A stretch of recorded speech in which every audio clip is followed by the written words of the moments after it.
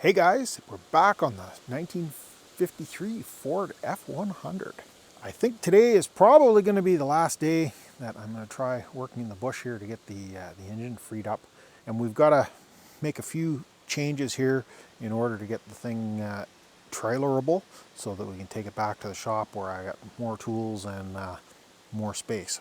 Well, let's get at it and we'll see where we get to. Thanks for stopping by. If you're just coming to this playlist, what we've got here is my 1953 Ford F100. I tried just manually cranking on the crankshaft, and of course, she seized pretty tight. And I pulled out the spark plugs, these two cylinders. The plugs didn't want to come out, and they looked a little rusty. And these two cylinders were really full of crap. Over on this side, this number 8 cylinder had a bunch of crap in it as well, but it didn't do too bad. I took a hone to it and just kind of cleaned it up, and it looks pretty decent. This cylinder is free. If you put oil in there, it runs past the rings, and I believe these two do as well. And also when you put a stick up at the top of the cylinder and tap it with a hammer, and there's a little bit of oil on the bottom, it kind of spurts the oil out. So that tells me that these 3 pistons are free. That one I think may still be stuck, and this one for sure is. This one I believe is as well. Now the 2 that are stuck at the bottom of the stroke, I was able to put some vinegar, like cleaning vinegar, in there. You can kind of see this line, and that's from the cleaning vinegar, where I let that soak into the cylinder, and hopefully it's done some good. But this one, of course, even I jacked this side of the truck up, and it just, the vinegar just barely covers the bottom corner, so it doesn't really do much. I've tried putting a bunch of heat into this thing, beating on the piston. You can see the ring where I've been beating on it with a pipe, and it doesn't seem to want to break loose. So today, I think what we're going to try, I brought some bigger bars, and we'll try and get down on the teeth of the flywheel down here and see if we can put a little more pressure on there. That's one spot that we can work. The other thing is, Mad Ginger has a 1950 shoebox with an 8BA Flathead engine that he's working on, and he put a breaker bar with a 2 or 3 foot extension on it on that crank bolt. Now I tightened the crank bolt up to the point where I was not comfortable with it just with the standard breaker bar. But he went a lot further on it, and I'm wondering maybe if we can put a little more pressure on it without breaking that bolt off. That would be good. I think we're close to getting this thing to break free. I really do. We just need to get a little more pressure on there, either from the flywheel or from the pulley at the front. Let me get you guys on a stand. We'll get some stuff put together here, and we'll see where we can get to.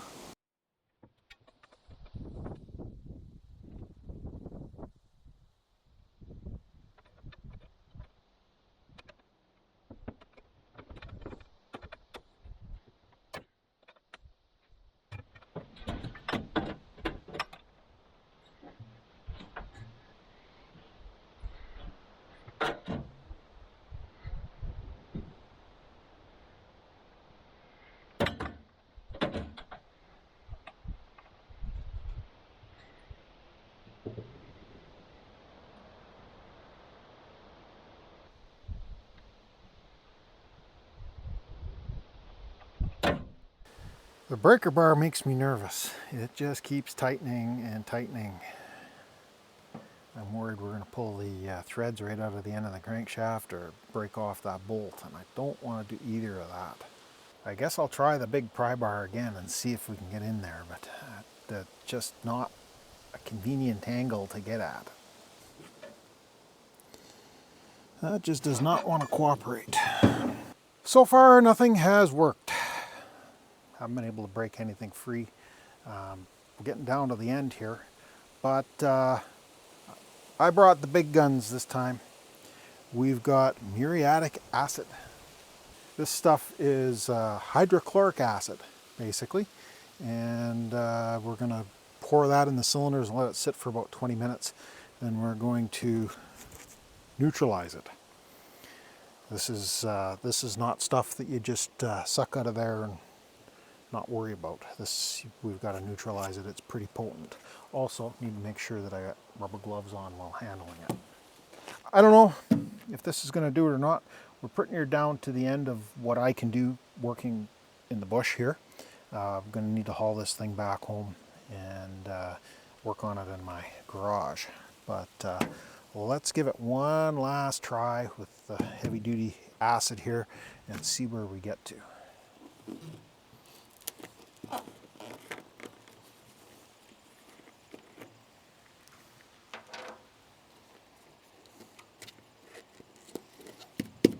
And of course, it is sealed.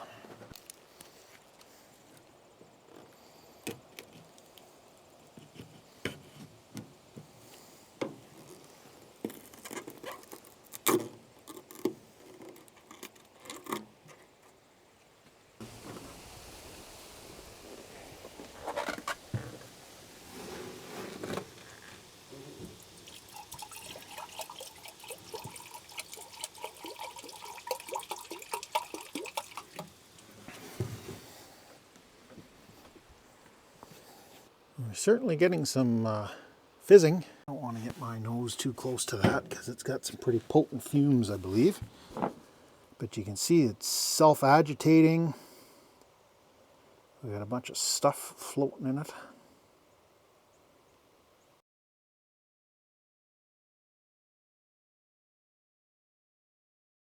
Heck, it's even cleaning the cylinder up where it didn't even really come in direct contact. That is impressive stuff. I don't know that we want to leave it in there too long. It's been all of about a minute here. Let me put you back on the stand. Now the number that I've heard used is 20 minutes. We're about 5. We'll try and put some baking soda in it from a distance and see.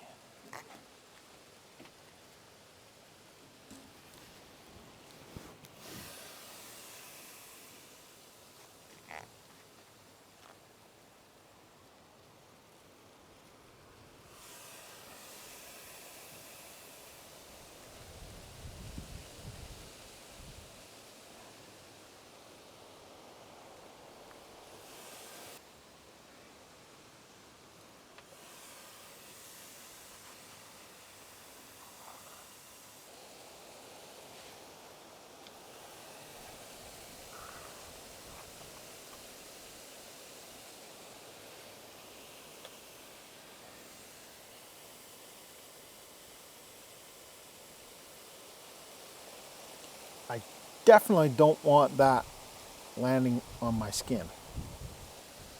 It's consistently fizzing up now instead of popping up when I first put the baking soda in.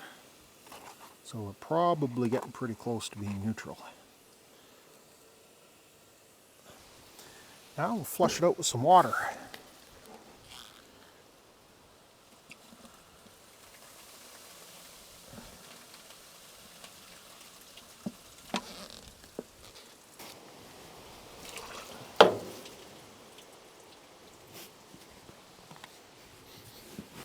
I don't know what you guys can see. Let me bring you off the stand and we'll take you down in there. It looks to me like it's done a fairly decent job of cleaning between the piston and the cylinder wall. If you look down towards the back side of that piston, I can see it at least. I don't know how well it shows up in the camera. That there's actually a line, like you can see a space between the piston and the cylinder wall now. Let me grab a towel, we'll wipe that out, we'll get a little bit of oil on it so that it doesn't flash rust. And maybe we'll give this a try over on the other side where that piston is down at the bottom. This one's been cooking for about 5 minutes now too. I think I'm going to leave it for the full 20 minutes and see what happens. The other side doesn't appear to have done any damage. Anything that happened looked like it was good news. So quite honestly, I might throw the acid back in that other cylinder and let it cook for the full 20 minutes and see how it looks after that. But let's do it one cylinder at a time. This is pretty hazardous stuff that we're working with, and I don't want to lose control of it. So we'll let this cook, and I'll bring you guys back once I get the cylinder cleaned out and we can see what it looks like in there. This one cleaned up not too bad anyways. It was only lightly rusted, and I ran the hone down and it cleaned up pretty decent. So I don't know how badly this one is stuck. The other two had a lot of rust in them, and that's why they're stuck the way they are. That one that's up at the top, unfortunately, we can't do a whole lot with because this is a V engine and it's sitting at an angle. But if we get the two pistons that are at the bottom of the stroke broken free, I'm hoping we can do something with that one that's up at the top and maybe convince it to cooperate. I'll bring you back in a few minutes and we'll see how this one turned out. Well, this back cylinder, to begin with, it wasn't as bad as the other side.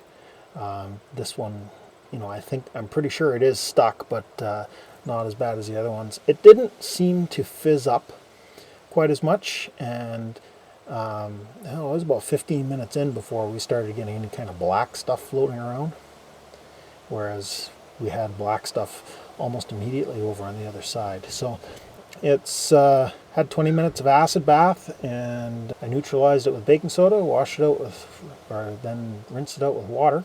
And I guess we better put some oil on there so it doesn't flash rust, although I can start to see a little bit of flashing happen already just as it dries up. So I'll spray some lithium grease on there, and we'll go back and dunk the other side. We're less than a minute in here. I dumped a little bit of the Muriatic into that number 3 cylinder. Unfortunately, we can't get any higher than that on the wall. And see, we're getting black on the number 2 piston almost immediately again. Where I was really trying to clean is up at the top. I cannot see piston at the top of the cylinder, so I think we're all the way around. We'll just let this kind of run here for a little while and see what happens. I don't know, guys, it's hard to tell. That piston is definitely etched on the top now. It's nowhere near as smooth as it was. I think maybe we left the acid in there a little long. It's also pulled a bunch of the rust out of the cylinder wall, which is a mixed blessing. Now the cylinder wall is quite a bit rougher than it was, but at the same time it's cleaner. I think hitting it with a hone will probably clean that up a bit. Down here at the bottom of this piston, where I had the acid laying, it's definitely cleaned things up a little bit more. It kind of worked its way up around, so I don't know whether we're going to have any success here or not. Let me get a little bit of lithium grease on things here so it doesn't flash rust.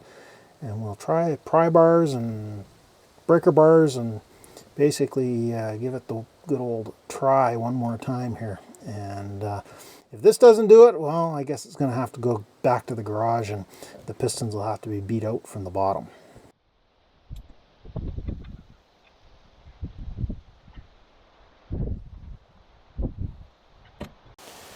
Well, that didn't seem to work on the pulley. It just kept tightening that bolt. And as I say, I don't want to mess that up. Let's try the pry bars back on this starter. Well, guys, I certainly don't like the idea of giving up, but I think we have reached the point of diminishing returns. We're not going to get this with the leverage that I have on that flywheel, or cranking on that crank bolt, or pounding on pistons, or any of the magic sauce that we've got. Basically what we need to do is flip this engine upside down and beat the snot out of the pistons. Get them out of there. I'm not giving up on this engine. It'll run again, but not hanging out on top of a hill in the bush where we are right now. It's going to have to come back to the shop and get some TLC on it. But that's the next step. So we'll leave it off here for now. If you got this far in the video, give me one of those thumb up things, and consider subscribing if you haven't already done so. It's 97% of the returning viewers for my channel are not subscribed, meaning people are coming back to see my videos, but they're not subscribing. Appreciate it if you could hit that subscribe button. It helps the channel get out to more people, gets YouTube to show my video to more people that may be interested in the content. Thanks a lot for watching, and we'll catch you guys in the next mess.